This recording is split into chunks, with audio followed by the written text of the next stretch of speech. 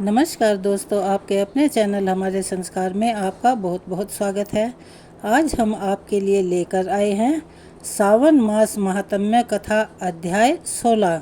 लेकिन उससे पहले अगर आप हमारे चैनल पर नए हैं और अभी तक आपने चैनल को सब्सक्राइब नहीं किया है तो प्लीज़ आप सभी से हाथ जोड़कर निवेदन है कि हमारे चैनल को सब्सक्राइब करें, वीडियो को लाइक करें, ज़्यादा से ज़्यादा शेयर करें ताकि ये कथा कहानियाँ और लोगों को भी सुनने को मिल सके, उन्हें भी इसके श्रवण का लाभ प्राप्त हो सके। बेल आइकन को दबाना ना भूलें ताकि हमारी आगे आने वाली वीडियो की जानकारी आपको नोटिफिकेशन के जरिए मिल जाया करे। तुम बिन व्याकुल हूँ प्राणेश्वर, आ जाओ भगवंत हरे। चरण शरण की बाह गहो हे, उमा रमण प्रियकंत हरे। विरह व्यथित हूँ दीन दुखी हूँ, दीन दयालु अनंत हरे। आओ तुम मेरे हो जाओ, आ जाओ श्रीमंत हरे। मेरी इस दयनीय दशा पर कुछ तो करो विचार हरे। पार्वती पति हर हर शंभो, पाहि पाहि दातार हरे। चलिए एक बार मेरे साथ प्यार से बोलिए, ओम नमः शिवाय, हर हर महादेव, बम बम भोले। तो चलिए अब शुरू करते हैं सावन मास महात्म्य की कथा का आगे का वृतांत। महादेव जी कहते हैं, हे पार्वती, इसके बाद परशुराम जी के द्वारा स्थापित रामेश्वर लिंग का दर्शन करें। वह स्थान गोपेश्वर से वायव्य कोण में 30 धनुष की दूरी पर स्थित है। जिस समय जमदग्नि पुत्र परशुराम जी ने पिता की आज्ञा से अपनी माता का वध किया और पिता के अनुग्रह से वह पुनः जीवित हो गई, उस समय प्रभास क्षेत्र में आकर उन्होंने अद्भुत तपस्या की। वे मेरे विग्रह की स्थापना करके 150 वर्ष तक आराधना में लीन रहे। इससे संतुष्ट होकर मैंने उन्हें मनोवांछित वर दिया और उनके द्वारा स्थापित शिवलिंग में निवास किया। इससे ब्रह्म ऋषि परशुराम कृतार्थ हो गए। फिर भूमंडल के संपूर्ण अक्षत्रियों का 21 बार संहार करके वे माता पिता के ऋण से उऋण हो पाए। जो मनुष्य उनके द्वारा स्थापित शिवलिंग का भक्तिपूर्वक पूजन करता है वह समस्त पापों से मुक्त होकर मेरे धाम में जाता है। देवी रामेश्वर से 20 धनुष के अंतर पर नैऋत्य कोण में चित्रांगदेश्वर लिंग है। गंधर्व के स्वामी चित्रांगद ने उस अक्षेत्र को परम पवित्र जानकर वहां शिवलिंग स्थापित किया और बड़ी भारी तपस्या करके मेरी आराधना की। जो पुरुष भक्ति भाव से युक्त होकर उस लिंग की पूजा करता है वह गंधर्व लोक में जाता है और गंधर्व के साथ आनंद भोगता है। उस स्थान से दक्षिण और नैऋत्य में 16 धनुष के अंतर पर रावणेश्वर लिंग है, जिसकी स्थापना रावण ने की है। वहाँ उसने भक्तिपूर्वक उपवास करके मेरी आराधना की और गीत वाद्य आदि का आयोजन करके जागरण किया। 15 दिनों तक इस प्रकार मेरी अर्चना करने पर आकाशवाणी हुई, महाबाहु दशग्रीव, मैं तुम पर बहुत प्रसन्न हूँ। मेरे प्रसाद से तीनों लोग तुम्हारे अधीन होंगे। प्रतिदिन तुम्हारे द्वारा स्थापित शिवलिंग में निवास करूँगा। राक्षस राज जो मनुष्य भक्ति पूर्वक रावणेश्वर लिंग की पूजा करेंगे वे शत्रुओं से अजय होंगे और मेरी कृपा से उन्हें परम सिद्धि प्राप्त होगी। ऐसा कहकर मेरी आकाशवाणी मौन हो गई। रावण ने भी संतुष्ट होकर बारंबार मेरा पूजन किया और तीनों लोकों पर विजय पाने की इच्छा रखकर वह पुष्पक विमान पर आरूढ़ होकर अभीष्ट स्थान को चला गया। रावणेश्वर से पश्चिम 5 धनुष दूरी पर सौभाग्यदायिनी गौरी का निवास है, जहाँ पर सौभाग्य की इच्छा रखने वाली अरुंधति देवी ने गौरी जी की आराधना में तत्पर होकर घोर तपस्या की थी। गौरी देवी के प्रसाद से ही उन्हें उत्तम सिद्धि प्राप्त हुई। जो माघ शुक्ल तृतीया को भक्तिपूर्वक गौरी जी की पूजा करता है वह 7 जन्मों तक सौभाग्यशाली होता है। महादेव जी कहते हैं, रावणेश्वर से वायव्य कोण में 30 धनुष की दूरी पर पोलोमेश्वर लिंग है। इसकी स्थापना पलोम पुत्री सची ने की थी। जिस समय तारकासुर ने देवताओं का राज्य छीन लिया और स्वयं इंद्र पद पर अधिकार जमा लिया तथा उसके भय से व्याकुल इंद्रदेव कहीं भाग गए, उस समय उनकी पत्नी सची ने शोक से दुर्बल होकर मेरी आराधना की। इससे संतुष्ट होकर मैंने सची से कहा, देवी, मेरा पुत्र तारकासुर का वध करेगा, तुम निश्चित होकर जाओ। और जो मनुष्य पोलोमेश्वर लिंग का पूजन करेगा वह मेरा पार्षद होकर मेरे समीप पहुंच जाएगा। यह सुनकर पतिव्रता इंद्राणी देवराज इंद्र के पास चली गई। महादेव जी कहते हैं, देवी, वही पाताल विवर से युक्त एक महापीठ है जहाँ महाकाली देवी निवास करती हैं। वे सब दुखों की शांति तथा समस्त शत्रुओं का नाश करने वाली हैं। कृष्ण पक्ष की अष्टमी को आधी रात में गंध पुष्प आदि उपचारों से विधि विधान पूर्वक पूजा करने पर वे समस्त दुखों को दूर करती हैं। जो स्त्री शुद्ध चित्त होकर 1 वर्ष तक प्रत्येक शुक्ल पक्ष की तृतीया को विधि पूर्वक देवी की पूजा करती है, वह 7 जन्मों तक शुद्धा दुर्भाग्य और दीनता का कष्ट नहीं भोगती। ब्रह्म कुंड से उत्तर में थोड़ी ही दूरी पर पुष्करा व्रत का नदी है। पूर्व काल में जब महात्मा सोम का यज्ञ हुआ, उस समय उनका निमंत्रण पाकर सब देवताओं के साथ ब्रह्मा जी भी प्रभास अक्षेत्र में आए और इस प्रकार बोले कि मैं जब तक यहाँ रहूं तब तक त्रिपुष्कर तीर्थ में ही मुझे तीनों समयों की संध्या करनी चाहिए। इसी समय जब लगन काल उपस्थित हुआ तब वेद चिंतक ब्राह्मणों ने बताया कि यही प्रतिष्ठा के लिए सबसे उत्तम समय है। उस समय ब्रह्मा जी को पुष्कर तीर्थ की ओर प्रस्थान करते देख निशानाथ चंद्रमा ने कहा, भगवान, ज्योतिषियों ने प्रतिष्ठा के लिए यही शुभ मुहूर्त बताया है, यह मुहूर्त बीतने न पाए और इसका ध्यान रखना चाहिए। तब ब्रह्मा जी ने मन ही मन पुष्कर तीर्थों का चिंतन किया। उनके स्मरण करते ही वे तीनों नदी के तट पर प्रकट हो गए। उस समय नदी में ज्येष्ठ, मध्य और कनिष्ठ 3 भंवरें उठी। उन तीनों भंवरों को देखकर लोक पितामह ब्रह्मा जी ने कहा, आज से यह सुंदर नदी पुष्करावर्तिका नाम से प्रसिद्ध होगी। जो मनुष्य इसमें स्नान करके भक्ति पूर्वक पितरों का तर्पण करेगा, उसे तीनों पुष्कर में स्नान के समान पुण्य प्राप्त होगा। जो मनुष्य श्रावण शुक्ला तृतीया को उसमें पितरों का तर्पण करता है, उसके वे पितर 10,000 कल्पों तक तृप्त रहते हैं। वहीं कंकाल भैरव नामक अक्षेत्रपाल है, जिन्हें उस अक्षेत्र की रक्षा करने के लिए भैरव जी ने नियुक्त किया है। जो श्रावण शुक्ला पंचमी तथा आश्विन शुक्ला अष्टमी को कंकाल भैरव का भक्ति पूर्वक पूजन करता है, उस महात्मा के उस अक्षेत्र में निवास के लिए वे सभी विघ्नों का निवारण करते हैं और उसकी पुत्र की तरह रक्षा भी करते हैं। उस स्थान के दक्षिण भाग में ब्रह्मकुंड के समीप दरिद्रता का नाश करने वाले चित्रादित्य विराजमान हैं। प्राचीन काल में इस पृथ्वी पर मित्र नाम के धर्मात्मा कायस्थ निवास करते थे, जो कि सभी प्राणियों के हित में तत्पर रहते थे। उनके 2 संतानें हुई, एक पुत्र और एक पुत्री। पुत्र का नाम चित्र और पुत्री का नाम चित्रा रखा। चित्रा बड़ी सुंदरी और सुशीला थी। इन दोनों के जन्म लेते ही उनके पिता मित्र की मृत्यु हो गई। मित्र की पत्नी ने पति के साथ ही चिता में प्रवेश कर लिया। इसके बाद इन दोनों अनाथ बालकों का ऋषियों ने पालन पोषण किया। वे महान वन में ही बड़े हुए और बचपन से ही व्रत परायण रहे। एक बार प्रभास क्षेत्र में आकर उन दोनों ने महादेव सूर्य की स्थापना की और वे बड़ी भारी तपस्या में लीन हो गए। धर्मात्मा चित्र ने धूप, माला, चंदन आदि उपचारों से सूर्यदेव का पूजन किया और वशिष्ठ जी के द्वारा बताए गए 68 नामों द्वारा उनका स्तवन किया। चित्र बोले, जो आदिदेव जगन्नाथ पापनाशक तथा रोग निवारण करने वाले हैं, उन आकाश के स्वामी भगवान भास्कर को मैं सिर झुकाकर प्रणाम करके उनकी स्तुति करता हूँ। उनके सहस्त्र नेत्र, सहस्त्र रश्मियाँ तथा सहस्त्र किरणमयी आयुध हैं। उनके गुह्य नामों द्वारा उनका स्तवन किया जाता है।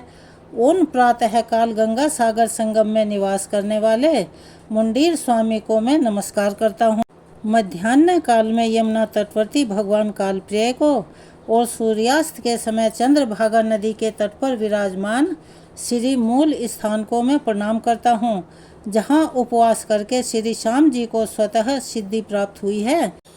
काशी में लोहिताक्ष, गोभिलाक्ष में ब्रह्ममुख, प्रयाग में प्रतिष्ठान, महाद्वितीय में व्यधादित्य, कोटयक्ष में द्वादशादित्य, चतुर्घट में गंगादित्य, नैमिषारण्य में गोलस्थ, भद्रपुट में भद्रजया और विजयादित्य प्रभास में स्वर्ण वेंतस्थ, कुरु अक्षेत्र में शांतस्थ, इलाव्रत में त्रिमेत्र, महेंद्र में कर्मणादित्य, हिरण्य में सिद्धेश्वर, कौशाम्बी में पद्मबोध, ब्रह्मबाहु में दिवाकर, केदार में चंद्रकांति, नित्य में तिमिरापहा, गंगा मार्ग में हरिद्वार, भू प्रदीपन में आदित्य, सरस्वती तट पर हंसपथु, दक में विश्वामित्र, उज्जैनी में नरद्वीप, सिद्धापुर में अमित, द्वित कुंती कुमार में सूर्यपन, नदी में विभावसु, मथुरा में विमलादित्य, सांगिक में संज्ञादित्य, श्रीकंठ में मार्तंड,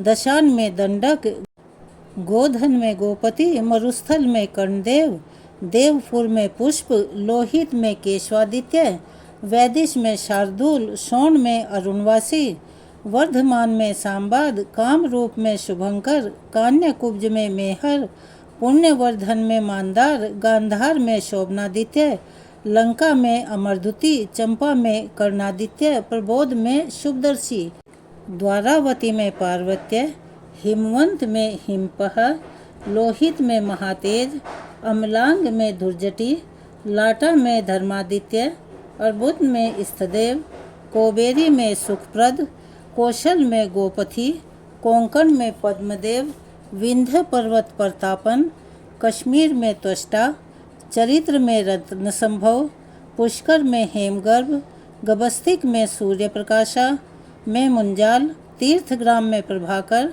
काम्पल में इल्कादित्य, धन्यक में धन्यवासी, नर्मदा के तट पर अनल तथा सर्वत्र गगनादीप नाम से प्रसिद्ध सूर्य देव को मैं नमस्कार करता हूँ। ये भगवान भास्कर के 68 नाम हैं। जो मनुष्य प्रतिदिन प्रातःकाल उठकर पवित्र होकर भक्ति भाव से इन नामों को पढ़ता है अथवा सुनता है या दूसरों को सुनाता है, वह सब पापों से मुक्त हो जाता है। भगवान महादेव जी कहते हैं, देवी शुद्ध चित्त वाले चित्र के इस प्रकार स्तुति करने पर भगवान सूर्य ने प्रसन्न होकर कहा, वत्स तुम्हारा भला हो, तुम कोई वर मांगो। तब चित्र ने कहा, हे उष्ण रस में सभी कार्यों में मेरी रुचि हो और मुझे कुशलता प्राप्त हो। तब तथास्तु कहकर भगवान सूर्य ने उनकी इच्छा पूर्ण की। तभी से चित्र सर्वार्थ कुशल हुए। धर्मराज को जब यह बात पता चली तब उन्होंने सोचा, अगर यह मेरा लेखक हो जाता तो बड़ा अच्छा होता। एक दिन चित्र क्षार समुद्र के भीतर अग्नि तीर्थ में स्नान करने के लिए गए। उसमें प्रवेश करते ही यमदूत उन्हें शरीर सहित पुरी में उठाकर ले गए। वहाँ वे चित्रगुप्त के नाम से प्रसिद्ध हुए। चित्रगुप्त जी संपूर्ण विश्व के शुभाशुभ चरित्रों को लिखते रहते हैं, इसीलिए उनके द्वारा स्थापित सूर्य का नाम चित्रादित्य हुआ। जो मनुष्य सप्तमी के दिन व्रत करके उनकी पूजा करता है उसे 7 जन्मों तक रोग और दुखों की प्राप्ति नहीं होती। तो आज की कथा को हम यहीं विराम देते हैं। चलिए अब सुनाते हैं आगे एक बड़ी ही रोचक कथा। आप सभी से अनुरोध है कि इन कथाओं को पूरा सुना कीजिए। एक बार की बात है, वृंदावन में एक महाराज बड़ी ही सुंदर कथा सुना रहे थे। यमुना नदी के उस पार गांव से 2 सखियां वृंदावन में रोज फल और सब्जियां बेचने के लिए आती थी। उन दोनों सहेलियों में से एक का नाम मंगला, दूसरी का नाम सुमंगला था और मंगला सुमंगला दोनों फल और सब्जी की टोकरियां अपने सिर पर रखकर आती, फिर वृंदावन की गलियों में बैठकर उन फल और सब्जियों को बेचती। यह उनका रोज का काम था, क्योंकि उन्हें सुबह सवेरे घर से जल्दी निकलना पड़ता था। इसीलिए वह दोनों अपने घर से अचार और रोटी लेकर आती थी, फिर वापस यमुना नदी के तट पर जाकर पेड़ की छाया में बैठकर अचार रोटी खाती, फिर यमुना जी का पानी पीती और बड़े आनंद के साथ नाव में बैठकर जो भी उसका किराया था उसे चुकाकर अपने अपने घर चली जाया करती थी। उन दोनों पर अपने परिवार की जिम्मेदारियां थी। उनके पास भगवान की भक्ति करने का समय नहीं होता था। उन्हें पता ही नहीं था कि भक्ति क्या होती है, पूजा पाठ क्या होता है, क्योंकि उन्होंने कभी किया ही नहीं था। उनके पास समय का अभाव रहता था। वह तो केवल अपना और अपने परिवार का पेट भरना जानती थी। वे दोनों बड़ी सरल थी और कभी झूठ नहीं बोलती थी। झूठ बोलना तो मानो उन्होंने अपने जीवन में कभी सीखा ही नहीं था। छल कपट क्या होता है उन्हें यह भी नहीं आता था। मंगला और सुमंगला इस बात को समझती नहीं थी कि आखिर छल कपट होता क्या है, क्योंकि उन्होंने आज तक ना तो कभी दूसरे से ना किसी और से झूठ बोला था, और जैसे मन के भीतर थी वैसे ही वे बाहर से भी दिखती थी। फिर एक दिन क्या होता है कि वह दोनों सहेलियां सब्जी बेचने के लिए वृंदावन में आई। आज उनकी सब्जी हर दिन से जल्दी बिक गई। जब सारी सब्जियां बिक गई तो उनके पास काफ़ी समय था। बाकी दिनों में तो वो सुबह से लेकर शाम तक अपनी टोकरियां लेकर बैठी रहती। शाम होने तक कहीं जाकर उनकी सब्जियां बिक पाती थी। अब आज जब उनकी सब्जियां जल्दी बिक गई तो उनके पास समय था। तब उन्होंने देखा कि पास में ही बड़े ज्ञान की कथा चल रही है।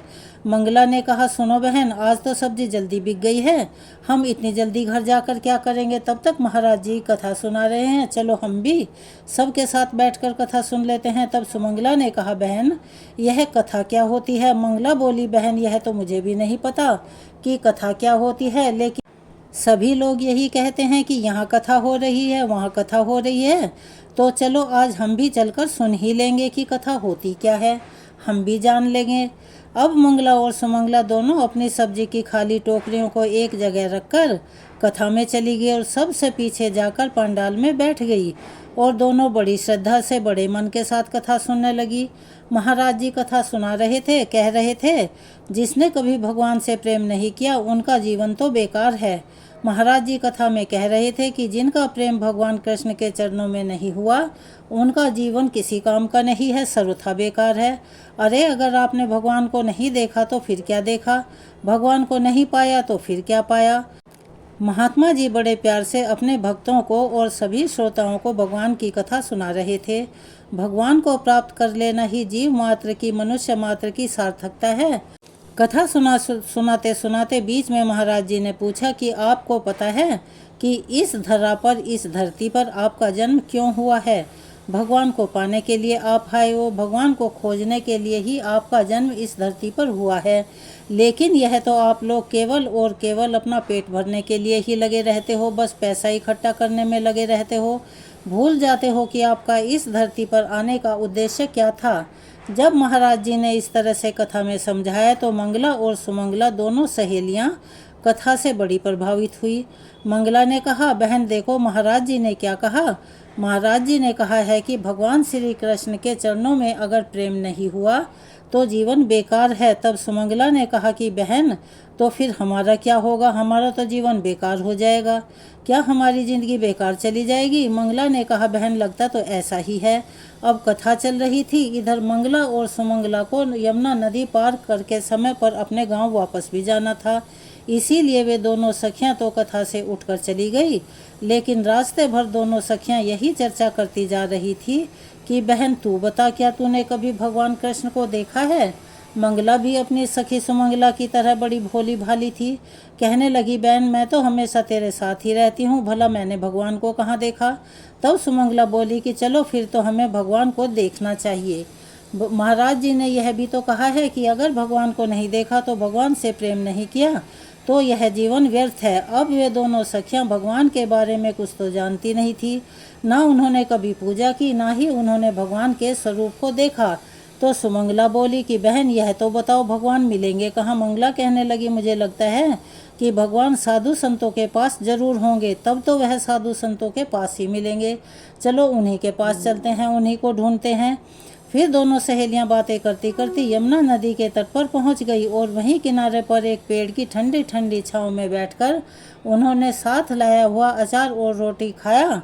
खाते वक्त वे दोनों आपस में यही चर्चा कर रही थी कि हम तो तुच्छ प्राणी हैं, हम तो बड़े अभागे हैं, हमने तो आज तक भक्ति नहीं की, हमें तो आज तक भगवान के दर्शन ही नहीं हुए, हमें भगवान भला कहाँ मिलेंगे। उन्होंने कहा, साधुओं को भगवान जरूर मिलते होंगे। तभी यमुना नदी के किनारे पर एक महात्मा जी आ रहे थे। महात्मा जी पहुँचे तो उन्होंने अपना कमंडल और अपना झोला यमुना जी के तट पर रख दिया और एक दूसरे पेड़ की ठंडी ठंडी छांव में लेटकर आराम करने लगे। इसी बीच में उन्हें गहरी नींद आ गई। जब सुमंगला और मंगला ने उन्हें सोता हुआ देखा तो आपस में कहने लगी, सुनो बहन, यह महाराज जी हैं और इनका सामान भी यहाँ रखा हुआ है, फिर तो भगवान भी यहीं पर होंगे। महाराज जी ने तो अपने शरीर पर केवल एक धोती पहन रखी थी, उसके अलावा उनके शरीर पर कोई कपड़ा तो था ही नहीं, इसीलिए भगवान को उन्होंने कहीं छुपाया तो नहीं था, जरूर उनके सामान में ही होंगे। यह सोचकर मंगला बोली, बहन चलो जल्दी से। फिर उन्होंने अपनी रोटी और अचार को अधूरा ही छोड़ दिया और दोनों दौड़ कर गई। महाराज जी का जो सामान रखा हुआ था उसमें कमंडल खोला तो देखा उसमें कुछ नहीं था। फिर उन्होंने वो झोला निकाला तो उसमें उनका पूजा पाठ का कुछ सामान रखा हुआ था। वो कहने लगी कि अरे बहन, इस झोले में तो भगवान ही नहीं है, देखो ध्यान से, भगवान तो महाराज जी के पास होते ही हैं, भगवान तो साधुओं के पास होते हैं, इनके पास तो जरूर होंगे, लेकिन तुम्हें दिख नहीं रहे। अब दोनों सखियां इतनी भोली भाली, इतनी मासूम थी कि उन्होंने यह भी नहीं सोचा कि भगवान कहाँ हैं, ना ही उन्हें पता था। बस उन्हें यह पता था कि भगवान साधुओं के पास होते हैं, क्योंकि साधु ही भगवान की सच्ची भक्ति करते हैं। उन्हें कुछ कमाने की तो चिंता होती नहीं, जो मिल जाता है उसी को प्रेम से ग्रहण कर लेते हैं। अब उन महात्मा जी के पास से भगवान को ढूंढने के चक्कर में उन्होंने उन महात्मा जी का पूरा झोला ही उलट पुलट कर दिया, पूरे झोले को खाली कर दिया। जब झोले को पूरा खाली कर दिया तो उसमें से एक छोटा सा डिब्बा निकला। अब जैसे ही उन्होंने उस डिब्बे को खोला तो उस डिब्बे के अंदर छोटे से लड्डू गोपाल जी बैठे हुए मिले। लड्डू गोपाल जी को देखकर सुमंगला बड़ी खुश हुई और खुशी से चहकते हुए उसने मंगला से कहा, देखो बहन, मिल गए भगवान, देखो जल्दी यह रहे। मंगला तो रोने ही लगी। यह देखकर सुमंगला बोली, अरे बहन, रो क्यों रही हो, हमें भगवान के दर्शन हो गए और यही भगवान है। मंगला बोली, भगवान आपको इतने छोटे से डब्बे में महाराज जी ने बंद करके रखा है, हमें तो ऐसा लगता है कि ये महाराज जी भगवान को जरूर डराते धमकाते होंगे, और देखो तो सही, भगवान का पाँव भी टेढ़ा हो गया है। मंगला बोली, हे भगवान, आपको डरा धमका कर डब्बे में रखा गया है, महाराज जी जरूर आपको डांटते होंगे। वो आगे कहने लगी, प्रभु, अभी महाराज जी गहरी नींद में सोए हुए हैं, आपको डरने की बिल्कुल भी ज़रूरत नहीं है। आप एक काम करो कि थोड़ी देर तक, जब तक हम दोनों सहेलियां यहाँ पर हैं, आप अपना पाँव सीधा कर लो, आपको डरने की बिल्कुल भी ज़रूरत नहीं है, आपको कोई भी नहीं डांटेगा। आपने महाराज जी के डर के कारण अपना पाँव टेढ़ा करके रखा है और इतने छोटे से डब्बे में आप बैठे हुए हो। अगर आप मेरे साथ मेरे घर चलोगे तो मैं आपको अपनी टोकरी में बिठाऊंगी। मंगला ने देखा कि उनकी बातों का कोई भी असर भगवान पर नहीं हो रहा है, उन्होंने अब भी अपना पाँव टेढ़ा करके ही रखा हुआ है, तो वह कहने लगी, लगता है भगवान कुछ ज़्यादा ही डरे हुए हैं। सुमंगला ने कहा, लाओ बहन, हम इनका पाँव सीधा कर देते हैं। फिर वो लड्डू गोपाल जी से बोली, प्रभु चलिए, हम आपका पाँव सीधा कर देते हैं, आप तो खुद पाँव सीधा कर ही नहीं रहे। ऐसा कहते ही सुमंगला ने भगवान को पकड़ा और उनका पाँव पकड़कर खींचने लगी। सुमंगला ने जब लड्डू गोपाल जी का पाँव पकड़कर खींचा और उनके पैर को सीधा किया, फिर कहा कि भगवान जी, आपको डरने की ज़रूरत नहीं है, महाराज जी तो सो रहे हैं, जब तक आप अपना पाँव सीधा कर लो, पता नहीं आपने कब से अपना पाँव मोड़ कर रखा है, अगर आप पाँव सीधा कर लोगे तो आपको भी अच्छा लगेगा। जब सुमंगला ने उनका पाँव सीधा किया तो भगवान उनकी सहजता और उनकी सरलता पर रीझ गए।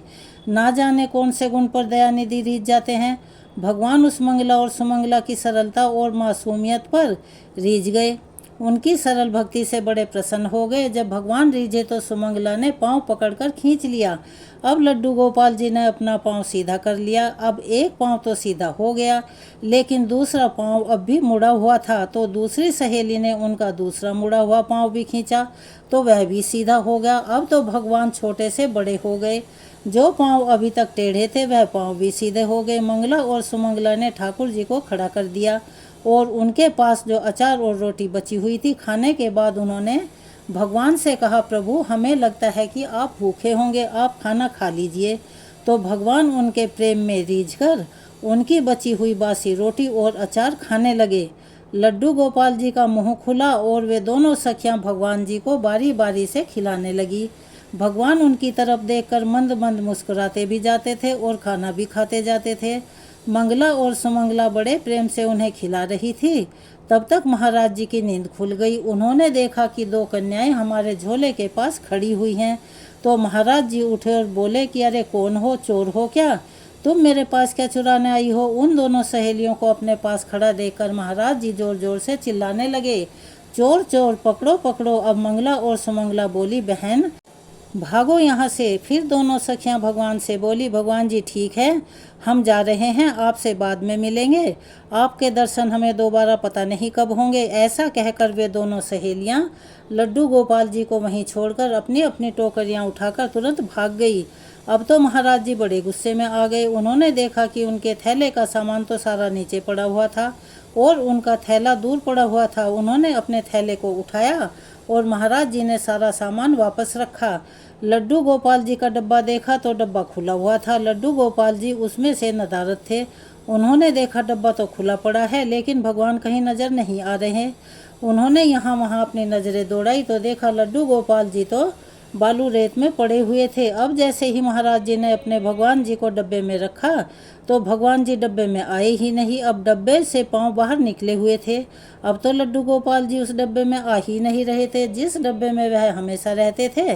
फिर महाराज जी ने ध्यान से देखा कि लड्डू गोपाल जी के तो दोनों पांव सीधे थे, उससे पहले उनके पांव मुड़े हुए रहते थे। यह देखकर महाराज जी लड्डू गोपाल जी के चरणों में गिर पड़े और कहने लगे, प्रभु यह आपकी क्या लीला है? तभी मंगला ने दूर से आवाज़ लगाई, महाराज जी भगवान को इतना डराना मत, आपने इन्हें डरा कर जो रखा था। ये टेढ़ा पाँव करके बैठे हुए थे और हम दोनों सहेलियों ने इनके पाँव को सीधा कर दिया है। अब उनके पाँव टेढ़े मत करवाना, नहीं तो उन्हें कष्ट होगा। मंगला दूर से ऐसा कहकर चली गई और वह साधु महाराज तो मंगला और सुमंगला को जाता देखता रहा। जब उन्हें कुछ स्मरण हुआ तो वह दूर से ही चिल्लाकर कहने लगे, रुक जाओ बेटियों, रुक जाओ, मुझे अपने चरणों की धूल तो लेने दो। लेकिन मंगला और सुमंगला नहीं रुकी। वे दोनों सखियां चली गई क्योंकि उन्हें ऐसा लग रहा था कि कहीं महाराज जी हमें पकड़कर मारना लगा दें। तब महाराज जी बोले, नाथ मेरी तो सारी जिंदगी निकल गई, सारी उम्र निकल गई आपकी सेवा करते करते, लेकिन कभी आपका पाँव मैं तो सीधा नहीं कर पाया, कभी आपको भोग नहीं लगा पाया। यह दोनों गांव की छोटी सी लड़कियां भोली भाली, इन्होंने तो आपको अचार और रोटी का भोग लगा दिया। उनके कहने से आपने भोग भी ग्रहण कर लिया, उनके कहने से आपने पाँव भी सीधे कर लिए।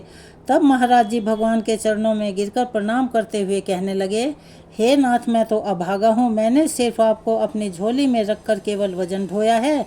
जैसे प्रेम उन दोनों कन्याओं ने कर लिया आपसे, उतनी सरलता और सहजता तो मेरे भीतर कभी नहीं आई। शायद इसी कारण आपने मुझे कभी दर्शन नहीं दिए। तो यह थी आज भगवान कृष्ण की कहानी, लड्डू गोपाल की कहानी। इस कहानी से हमें यह शिक्षा मिलती है कि भगवान को ज़्यादा देख दिखावा पसंद नहीं है, उन्हें सच्ची और श्रद्धापूर्वक भक्ति पसंद आती है।